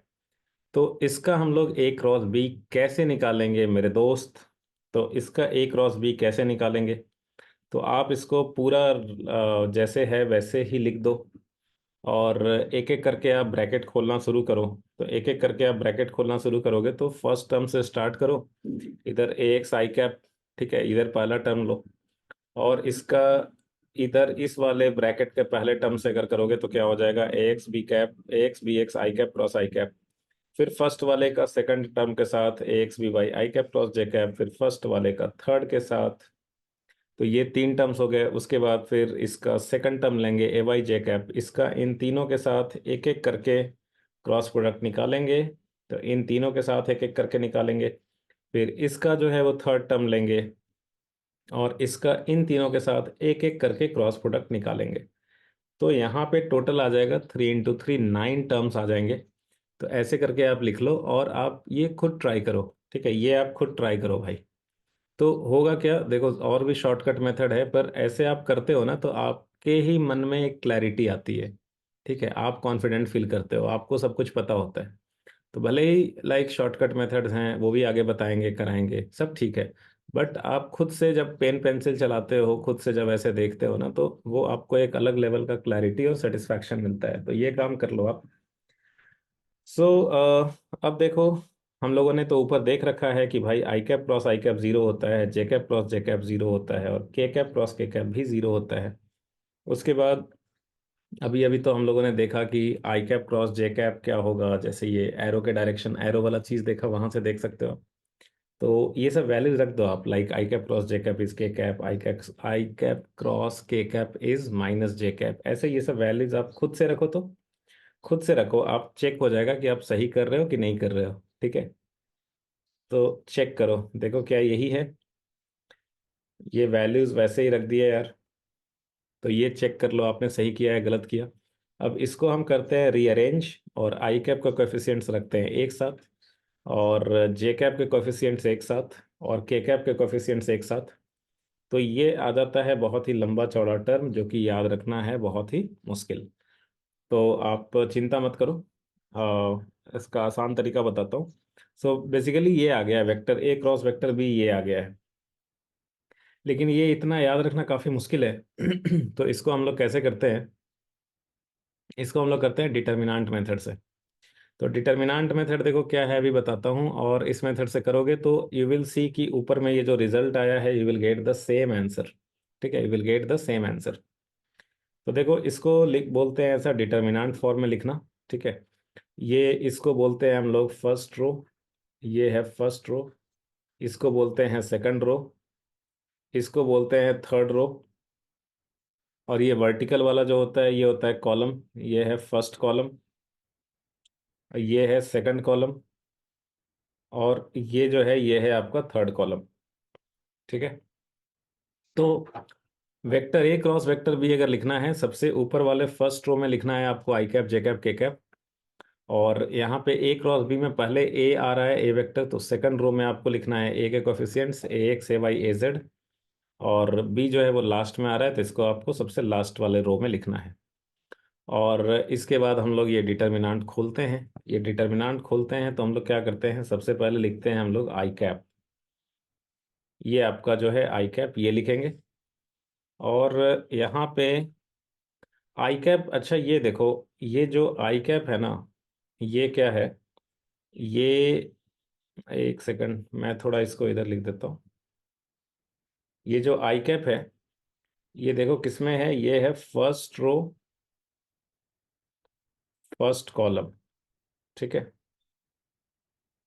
ये जो जे cap है, ये किसमें है, ये है first row second column.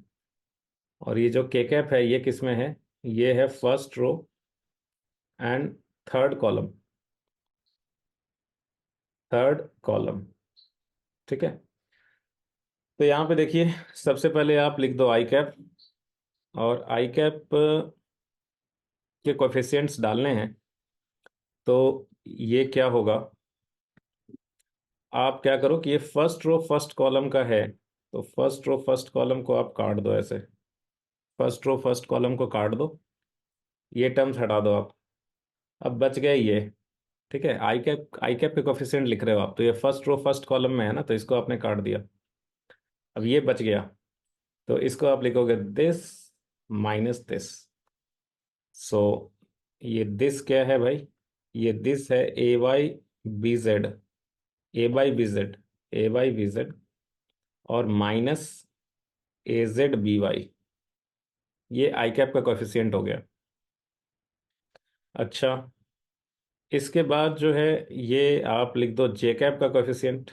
तो J cap वाले के आगे जो है ना, हम लोग माइनस साइन लगाते हैं, क्यों लगाते हैं, बेसिकली वो एक्चुअली सबके आगे ही लगता है माइनस साइन, वो माइनस का पावर होता है m plus M, where m जो होता है ये होता है mth रो, और n होता है ये होता है nth कॉलम। तो जैसे आई कैप के आगे, आई कैप जो है वो किस में है, फर्स्ट रो फर्स्ट कॉलम, तो आई कैप के लिए यहाँ पे हो जाता है -1 का पावर 1 + 1, मैं लिख देता हूँ, ठीक है। ये आई कैप के लिए हो जाता है -1 का पावर 1 + 1, तो ये -1 का स्क्वायर पॉजिटिव ही रह जाता है। लेकिन जे कैप के केस में ऐसा सुविधा नहीं है, जे कैप जो है वो फर्स्ट रो और third column, sorry first row second column का है, तो ये हो गया -1 का power 1 + 2, first row second column. तो ये -1 का पावर क्यूब, ये तो निगेटिव हो जाएगा, तो इसीलिए जे कैप के आगे लगता है माइनस साइन, तो ये हो गया जे कैप। और इसका कोएफिशिएंट क्या होगा, तो जे कैप जो है वो फर्स्ट रो सेकंड कॉलम से बना हुआ है, तो इसको आप काट दो, इसको काट दोगे तो क्या क्या बच जाएगा, ये। तो आप क्या कर दोगे, this A X into B Z और minus A Z into B X. तो ये लिख दो आप, A X into B Z, A X into B Z minus A Z into B X, ठीक है। और उसके बाद फिर आ जाओ के कैप के लिए। तो के कैप के लिए हो जाएगा -1 का पावर, के कैप किस में है भाई, फर्स्ट रो थर्ड कॉलम, ठीक है, फर्स्ट रो थर्ड कॉलम। अच्छा, जे कैप का काम हो गया है, तो मैं इसको मिटा देता हूँ। तो ये फर्स्ट रो थर्ड कॉलम में है के कैप, तो यहाँ पे हो जाएगा -1 का पावर 1 + 3, और यहाँ पे लिख दीजिए आप के कैप। और इसके कोएफिशिएंट्स लिखने के लिए आप ये फर्स्ट रो थर्ड कॉलम को काट दो, तो क्या बच जाएगा, ये बच जाएगा, तो ये हो जाएगा ए एक्स बी वाई माइनस ए वाई बी एक्स, ये हो जाएगा ए एक्स बी वाई माइनस ए वाई बी एक्स। बस ये अपना काम हो गया। अब इसको थोड़ा सा रीअरेंज कर लेते हैं। तो देखो, पहला जो टर्म है ना, -1 का पावर स्क्वायर, -1 का स्क्वायर क्या हो गया, पॉजिटिव ही हो गया, तो ये हो गया पहला, पॉजिटिव ही रह जाएगा। और यहाँ पे, एक सेकंड, यहाँ पे जो कोएफिशिएंट्स हैं, वेट,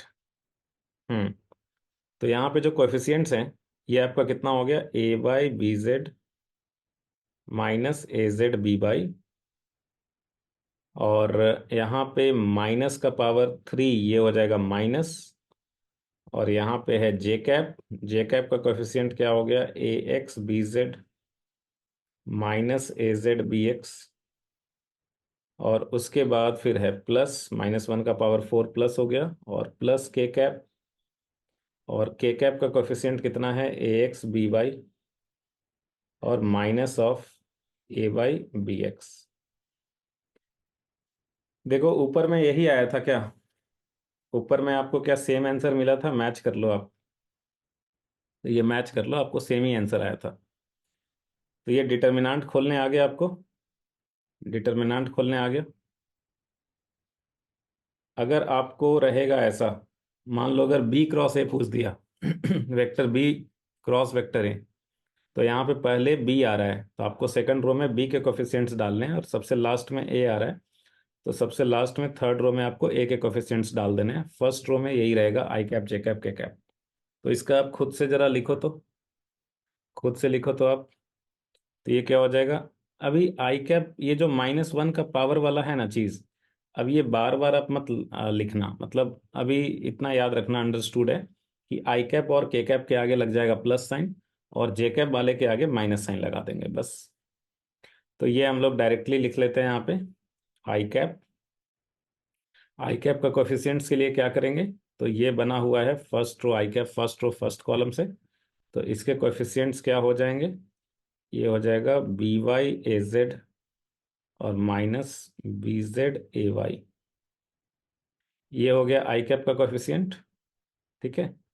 जे कैप के लिए आपने देख लिया है कि हम लोग डालते हैं यहाँ पे माइनस साइन, तो माइनस जे कैप। अभी जे कैप किससे बना है? जे कैप बना है फर्स्ट रो सेकंड कॉलम से। तो फर्स्ट रो सेकंड कॉलम को काट दो आप, और यहाँ पे जो है वो क्या हो जाएगा इसका coefficient? B X A Z,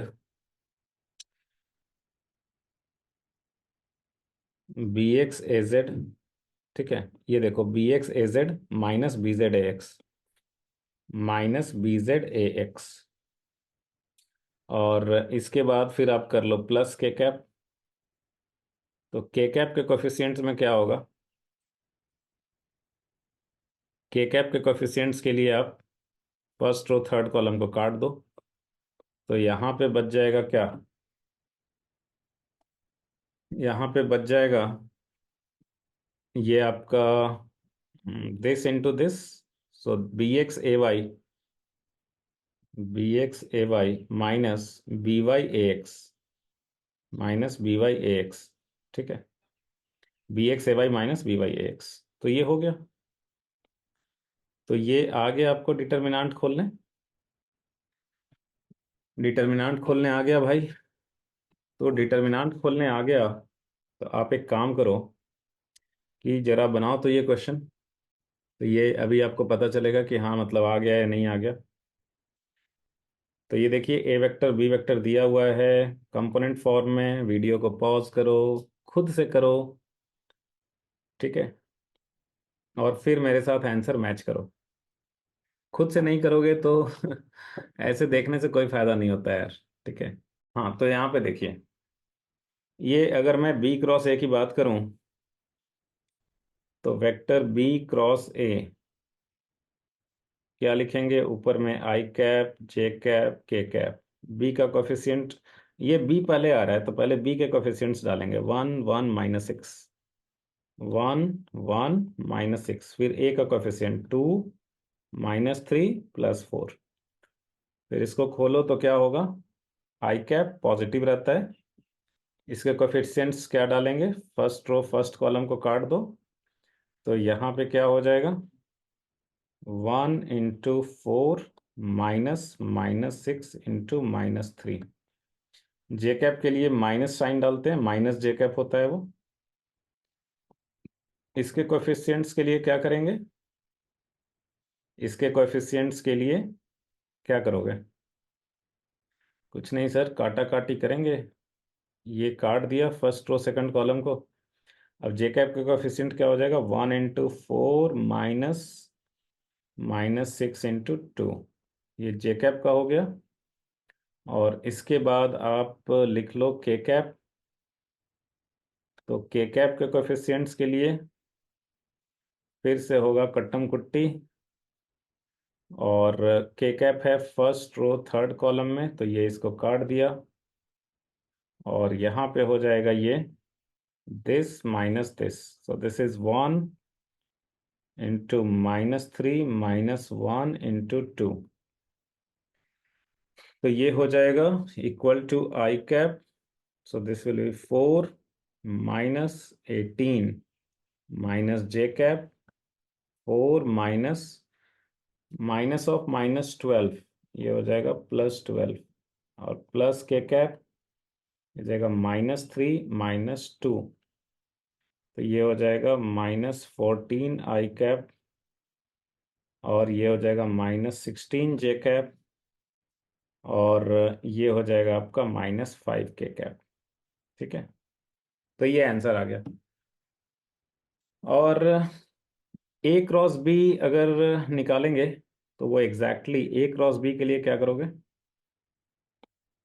A cross B के लिए vector A cross vector B equal to, तो यहाँ पे हम लोग ए पहले आएगा, तो सेकंड रो में ए का कोफिशिएंट्स डालेंगे, ए x A Y A Z. तो ए का कोफिशिएंट क्या था? ये था 2 -3 4, 2 -3 4, और बी का कोफिशिएंट्स लास्ट में आएगा 1 1 -6। तो आप डिटर्मिनेंट खोलने का प्रैक्टिस कर लो खुद से फिर से, और आपको आंसर आ जाएगा, इसका एग्जैक्टली निगेटिव आ जाएगा। We will get 14 I cap plus 16 J cap plus 5 K cap, ये आ जाएगा आंसर। ठीक है, तो ये आ गया, कर लोगे इस टाइप का। तो अब हम लोग देखेंगे कि इस टाइप का एक क्वेश्चन होता है जिसमें ट्रायंगल के जो वर्टिसेस है ना, उनका कोऑर्डिनेट्स दिया रहेगा। तो जैसे ए बी सी का कोऑर्डिनेट दिया हुआ है, ठीक है, आई कैप जे कैप जो भी है, मतलब एक्स वाई जेड कोऑर्डिनेट, और आपको बोलेगा कि find area of the triangle. तो एरिया ऑफ द ट्रायंगल बोलेगा, तो देखो अभी अभी हम लोगों ने पढ़ा, अभी अभी हम लोगों ने पढ़ा था कि भाई अगर कोई दो वेक्टर है, अगर कोई दो वेक्टर है तो उससे एक पैरेललोग्राम जो है वो बना सकते हैं हम लोग। और अगर ये कोलिनियर नहीं है तो, ठीक है, अगर ये कोलिनियर नहीं है तो जैसे ए वेक्टर है बी वेक्टर है, तो इससे एक पैरेललोग्राम बन जाएगा। और वो पैरेललोग्राम का जो एरिया होता है, वो पैरेललोग्राम का जो एरिया होता है मेरे दोस्त, वो हमने देखा था कि वो होता है ए बी साइन थीटा। कितना होता है? ए बी साइन थीटा होता है। तो ये हमने देखा था, ये पैरेललोग्राम का एरिया होता है ए बी साइन थीटा। और ए बी साइन थीटा जो होता है वो क्रॉस प्रोडक्ट का मैग्नीट्यूड भी होता है। तो वहां से हमने देखा कि अगर हम ए क्रॉस बी निकाल लें तो उसका जो मैग्नीट्यूड होता है ना, ये हमें एरिया ऑफ पैरेललोग्राम देता है। ये हमने आज पढ़ा। अब अगर मैं इसको ये करूं कि दो पार्ट में अगर हम इसको बांट दें, चाहे आप ऐसे भी बांट सकते हो या फिर ऐसे भी बांट सकते हो, आपकी मर्जी, उससे कोई फर्क नहीं पड़ता है। ठीक है, तो अगर हम इसको दो पार्ट में बांट दें तो ये जो दोनों ट्रायंगल्स बनेंगे वो कॉन्ग्रुएंट होंगे। तो ये दोनों ट्रायंगल का एरिया होगा same. So area of triangle अगर कोई बोले कि भाई हमें एरिया ऑफ ट्रायंगल लिखना है, तो एरिया ऑफ ट्रायंगल जो होगा वो क्या हो जाएगा? वो हो जाएगा एरिया ऑफ पैरेललोग्राम का हाफ। तो हो जाएगा half of area of parallelogram. और पैरेललोग्राम का एरिया कितना है? वो तो है mod of A cross B. Vector A cross vector B निकाल करके जो आता था उसका मॉड लेते थे, वही होता था। तो देयरफॉर एरिया ऑफ ट्रायंगल कितना हो जाएगा? Half of A cross B. लेकिन हमें इसके लिए ए वेक्टर और बी वेक्टर चाहिए, तब तो हम क्रॉस प्रोडक्ट निकालेंगे, तब तो फिर उसका मैग्नीट्यूड लेंगे। अब ये ए वेक्टर और बी वेक्टर है क्या? तो ए वेक्टर और बी वेक्टर जो हैं वो एडजेसेंट साइड्स हैं ऑफ द पैरेललोग्राम या फिर रेक्टेंगल, सॉरी, या फिर ट्रायंगल। तो ए वेक्टर और बी वेक्टर क्या हैं? They are the adjacent sides of the parallelogram और ट्रायंगल। ठीक है, तो यहाँ पे तो हमें ये एडजेसेंट साइड्स बताना पड़ेगा कि ये एडजेसेंट साइड्स जो है वो क्या है। अब वो एडजेसेंट साइड्स आप जो है वो ऐसे कर सकते हो कि आप जैसे ये दो एडजेसेंट साइड्स हो गए, आप इन दोनों को ले सकते हो। तो आप ले लो ये बी सी वेक्टर और इधर ले लो बी ए वेक्टर। तो बी सी वेक्टर और बी ए वेक्टर, इनको दो एडजेसेंट साइड्स ले लोगे, तो आप इनका क्रॉस प्रोडक्ट निकालोगे, बी सी क्रॉस बी ए, ये निकालोगे क्रॉस प्रोडक्ट। फिर वो क्रॉस प्रोडक्ट का मैग्नीट्यूड लोगे, वो मैग्नीट्यूड जो है वो आपको एरिया ऑफ पैरेललोग्राम देगा, फिर उसका हाफ कर दोगे, तो वो आपको एरिया ऑफ ट्रायंगल मिल जाएगा। या फिर आप कोई भी दो साइड्स ले सकते थे, आप ऐसे भी ले सकते हो, ए बी वेक्टर और ये ए सी वेक्टर। तो ये ए बी क्रॉस ए सी कर दिया, ए बी क्रॉस ए सी, ठीक है। तो इसका मॉड ले लिया, तो ये पैरेललोग्राम का एरिया दे देगा, उसका हाफ कर दिया, एरिया का ट्रायंगल दे देगा। तो ये दोनों साइड्स भी ले सकते हैं। या फिर ऐसा भी ले सकते हो, सी बी वेक्टर क्रॉस सी ए वेक्टर, सी बी क्रॉस सी ए, तो सी बी क्रॉस सी ए, ठीक है। अच्छा, अब जो है एक बच्चा बड़ा ध्यान से यहाँ पे अभी पढ़ रहा है, बहुत ध्यान से देख रहा है। उसने देखा कि यार सर ने जब भी ये साइड्स लिए हैं ना, तो इन्होंने एरो ऐसा पकड़ा है। एरो मतलब काइंड ऑफ दोनों का टेल टेल मैच कराया है। अब अगर हम ऐसा कर लें कि सर हम एक साइड ऐसा ले लें और दूसरा साइड में सर एरो ऐसा ले लें, तो क्या गलत हो जाएगा क्या? तो क्या गलत हो जाएगा फिर? सर ऐसा अगर हम करें तो क्या गलत हो जाएगा क्या? मतलब एक में एरो ऐसे ले लिया, एक में एरो ऐसे ले लिया, हेड और टेल मैच करा दिया। तो आप खुद सोचो, देखो आप खुद ही सोचो, अगर दोनों का आप टेल टेल मैच करा रहे थे, तो मान लो इनके बीच का एंगल है थीटा, ठीक है। तो इसका जो क्रॉस प्रोडक्ट होगा वो क्या देता है? उसका magnitude mod of A into mod of B into sine theta. Theta is the angle between A vector and B vector. अगर आप एरो का डायरेक्शन रिवर्स कर दोगे, एरो का डायरेक्शन रिवर्स, एक के लिए रिवर्स कर दिया, हेड और टेल मैच कर रहा है, तो इनके बीच का एंगल क्या हो जाएगा? इनके बीच का एंगल ये वाला हो जाएगा, ये वाला। पैरेलल शिफ्टिंग करा करके देखोगे, ये वाला होगा। वेक्टर वही है, एंगल चेंज हो गया बस। तो इनका क्रॉस प्रोडक्ट करोगे तो क्या देगा? ये mod of A into mod of B into sine of, इनके बीच का एंगल पाई माइनस थीटा हो गया, तो साइन थीटा और साइन 180 माइनस थीटा सेम ही तो होता है। तो आपको सेम ही आएगा, ठीक है। सो इट डजेंट मैटर कि आप एरो का डायरेक्शन जो है वो ऐसे ऐसे ही लो, आप कैसे भी ले सकते हो, ऐसे ऐसे ले लो, हेड हेड मैच करा के ले लो, टेल हेड मैच करा के ले लो, कोई फर्क नहीं पड़ता है, आपका जो है वो सेम ही आएगा। तो आप कोई सा भी दो साइड पकड़ लो यार, कोई सा भी दो साइड पकड़ लो और लिख लो आप दो साइड को वेक्टर फॉर्म में, बिकॉज कोऑर्डिनेट्स दिए हुए हैं। तो कोऑर्डिनेट्स दिए हुए हैं, तो क्या हो जाएगा भाई? जैसे मान लो मैं ले लेता हूँ ए बी क्रॉस ए सी ले लेता हूँ, मान लो ये ले लिया ए बी वेक्टर, ठीक है।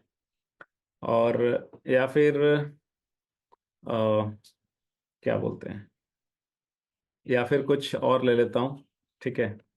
ए बी क्रॉस ए सी में कोई भी ले लो, क्या फर्क पड़ता है वैसे, ए बी और ए सी ले लो। तो आप ए बी वैक्टर लिखोगे, तो वो लिखने आता है ना, कोऑर्डिनेट्स मालूम है, तो x2 minus x one I cap, like 3 minus zero I cap plus 4 minus zero J cap, because इसका और इसका 4 है, इसका 0 दिया हुआ है। तो ये हो जाएगा 4 माइनस जीरो जे कैप प्लस 0 माइनस जीरो के कैप, 0 माइनस जीरो के कैप। तो ए बी वैक्टर जो है ये कितना आ गया? ये आपका आ गया 3 आई कैप प्लस 4 जे कैप। और ए सी वैक्टर जो है वो लिख लो आप। तो ए सी वैक्टर जो होगा ये क्या होगा? ये हो जाएगा 3 माइनस जीरो जे आई कैप, 3 माइनस जीरो आई कैप प्लस 4 माइनस जीरो जे कैप प्लस 6 माइनस जीरो के कैप। तो ये ए सी वैक्टर हो जाएगा 3 आई कैप प्लस 4 जे कैप प्लस 6 के कैप। अब इनका आप निकाल दो क्रॉस प्रोडक्ट, ठीक है, दो साइड्स मिल गए। तो ए बी क्रॉस ए सी लिख लो आप। तो इनका क्रॉस प्रोडक्ट पहले तो निकाल लो, तो क्रॉस प्रोडक्ट क्या हो जाएगा? ये हो गया आई cap J cap K cap, A B के कोएफिशिएंट्स आ जाएंगे सेकंड रो में, जो कि है 3 4 और 0। और ए सी के कोएफिशिएंट्स हो जाएंगे थर्ड रो में। यहाँ से आप लिखोगे आई कैप और मैं डायरेक्टली लिख देता हूँ अब, ठीक है। तो आई कैप वाले में इसको कट कर दो तो ये हो जाएगा 4 × 6, 4 × 6 -4 × 0। जे कैप वाले में माइनस लेते हैं, तो माइनस जे कैप, और यहाँ पे इसको कट कर दो तो ये हो जाएगा 3 × 6, ठीक है। सो 3 × 6 और -3 × 0, और फिर हो जाएगा के कैप। तो के कैप वाले में इसको कट कर दो तो ये हो जाएगा 3 × 4 -3 × 4। This will B 3 × 4 -3 × 4। तो ये कितना आ जाएगा, ये आपका आ जाएगा इक्वल टू, ये कितना हो जाएगा 6 × 4 24। तो 24 आई कैप, और इधर कितना आ गया, ये तो 0 है, तो 18, तो -18 जे कैप, और इधर के कैप वाले में कितना आ गया, ये तो 0 आ गया, तो +0 के कैप। तो ये मिल गया आपको ए बी क्रॉस ए सी, ठीक है। अब इसका जो मॉड होगा, mod of A B cross A C, ये कितना हो जाएगा, ये तो आप जानते ही हो कि √ आई कैप के कोफिशिएंट का स्क्वायर प्लस जे कैप के कोफिशिएंट का स्क्वायर। तो ये हो जाएगा √576, और प्लस 18 का स्क्वायर कितना होता है,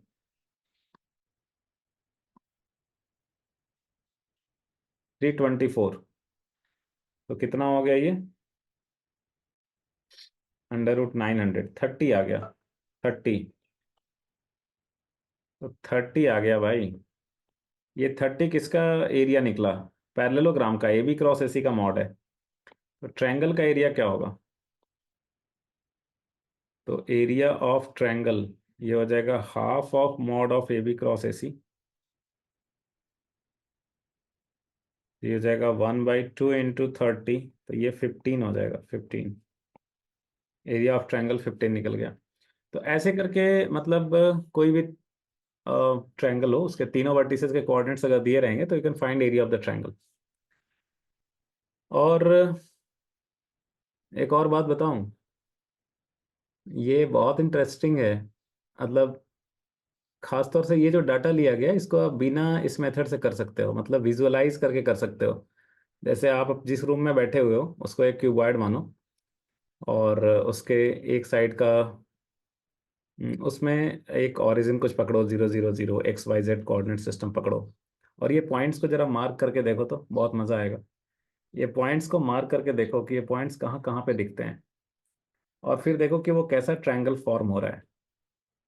और उस ट्रायंगल का आप जो है वो नॉर्मल मेथड से, half into base into height से आप ये निकाल सकते हो, you will get the same answer. तो आप जो है, आप क्या करो, खुद से ये ट्राई करो, ठीक है। और अब ट्राई कर लिया है तो अब यहाँ पे देखो, ये देखो यार, ये मान लो आपका रूम है, और उसमें मान लो लेंथ है 3, ये ब्रेड्थ है 4, और ये हाइट जो है ये है 6। तो ये आपका रूम है, ये क्यूबॉइड है, ये क्यूबॉइड हो गया ये, ठीक है। क्यूबॉइड हो गया। अभी आप ये पॉइंट्स मार्क करो, क्या क्या पॉइंट्स थे। पॉइंट था, एक था 0 0 0, तो मेरे दोस्त 0 0 0 जो है कहाँ पे आएगा, ये ओरिजिन है 0 0 0। उसके बाद था 3 4 0, तो ये 3 4 0 मतलब हाइट में कुछ चेंज नहीं हुआ है, मतलब हाइट 0 ही है, मतलब इस प्लेन में मार्क करना पड़ेगा। अभी ये एक्स कोऑर्डिनेट है 3 और ये वाई कोऑर्डिनेट हो गया 4, तो ये जो सी वाला पॉइंट है ये हो गया 3 4 0। और अगर ये वाला चीज़ नहीं पता है तो आप वेक्टर वाले प्लेलिस्ट में जाओ, और वहाँ पे resolution of vector in 3D या components of vector in 3D ऐसा करके वीडियो है, वो जा करके आप देखिए उसको बढ़िया से। ये क्यूबॉइड वाली फीलिंग बढ़िया से लाना बहुत ज़रूरी है, 3D is very important from IIT point of view. तो 3 4 0 हो गया। थर्ड पॉइंट जो था वो था 3 4 6। तो 3 4 6 वाले में क्या है कि एक्स वाई कोऑर्डिनेट चेंज नहीं हो रहा है, बस हाइट बढ़ गया, हाइट ऊपर चले गए 6 से। तो आप सी से ही आप 6 ऊपर चले जाओ, तो आप इस वाले पॉइंट पे पहुंच जाओगे 3 4 6 पे। मतलब ये जो जी वाला पॉइंट है वही है 3 4 6। तो आपका ट्रायंगल, ये 3 पॉइंट्स ये हो गए ए सी और जी, ठीक है। तो ट्रायंगल बन रहा है ये वाला, ये बन रहा है ट्रायंगल, ये ट्रायंगल बन रहा है। कौन से प्लेन में है ये? देखो ये वाला जो प्लेन है ना, मतलब रूम का आप एक साइड का ये वॉल लो और इधर का ये वॉल, और एग्जैक्टली ऐसे ये डायगोनल, इधर फेस डायगोनल है और यहाँ से वर्टिकल, ऐसे ये पूरा क्यूबॉइड को दो पार्ट में, पूरा क्यूबॉइड को ये दो पार्ट में ये बांट रहा है। तो ये वाला प्लेन, इस प्लेन में ये ट्रायंगल बन रहा है, इस प्लेन में ये ट्रायंगल बन रहा है यार, इस प्लेन में ये ट्रायंगल बन रहा है। और अब ये बताओ, तो ये एंगल 90 डिग्री हो गया, बिकॉज ये जो लाइन है A C, this is lying in X Y plane, so A C is lying in X Y plane, but ये जो है ये जेड एक्सिस के लॉन्ग है। तो आपको अभी इसी वीडियो में आपको एक चीज बताया कि like if a line is perpendicular to any plane, like here G C is perpendicular to this X Y plane, so it will be perpendicular to any line lying in that plane. तो ये G C है, ये इस plane A B C D वाला जो plane है इसके perpendicular है, तो इसमें कोई भी लाइन लाई करेगा जी सी उसके परपेंडिकुलर होगा। So G C will be perpendicular to A C also, so this angle is 90 degree. So this is a right angle triangle, ये राइट एंगल ट्रायंगल हो गया, और ये हाइट 6 है इसमें। ये बीसी की लेंथ कितनी है, सॉरी एसी की लेंथ, तो एसी कितना है भाई, एसी कितना है, तो ये लेंथ है 3 और ये लेंथ है 4। तो ये वाली जो लेंथ है ये कितना हो गया, √3² + 4² विच इज 5।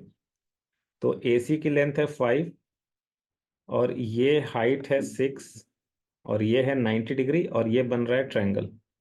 तो इसका जो एरिया होगा वो कितना होगा, हाफ इंटू बेस हो गया 5 इंटू हाइट हो गया 6, तो ये 15 हो गया ना, ये 15 हो गया ना, यही तो था, यही तो ट्रायंगल बन रहा है। तो आप ऐसे मार्क करके भी इसको बना सकते थे। तो क्रॉस प्रोडक्ट में इतना कुछ देख लिया हमने, और वीडियो लंबी हो जाएगी, इसलिए इसके बाद भी एक पार्ट है, उसको हम लोग नेक्स्ट वीडियो में कर रहे हैं, लिंक आपको डिस्क्रिप्शन में मिल जाएगा। और उसमें हम लोग देखेंगे कि लाइक एक चीज़ बहुत परेशान करता है बच्चों को, और वो है कि 3 वेक्टर दे दिया और पूछेगा कि भाई बताओ ये कोप्लेनर है कि नहीं। तो उसको हम लोग समझेंगे, ठीक है, उसको हम लोग समझेंगे, उसका आसान तरीका भी देखेंगे कि उसको आसानी से कैसे बनाया जा सकता है, लंबा तरीका भी देखेंगे, उसका मतलब क्या होता है वो भी देखेंगे। और इसको अगले वीडियो में देखेंगे, और उसमें एक चीज़ और देखेंगे, स्केलर ट्रिपल प्रोडक्ट। तो स्केलर ट्रिपल प्रोडक्ट, तो उसके रिलेटेड कॉन्सेप्ट भी वहाँ पे देखेंगे। तो ये आप नेक्स्ट वीडियो चेक कर सकते हो। Thank you.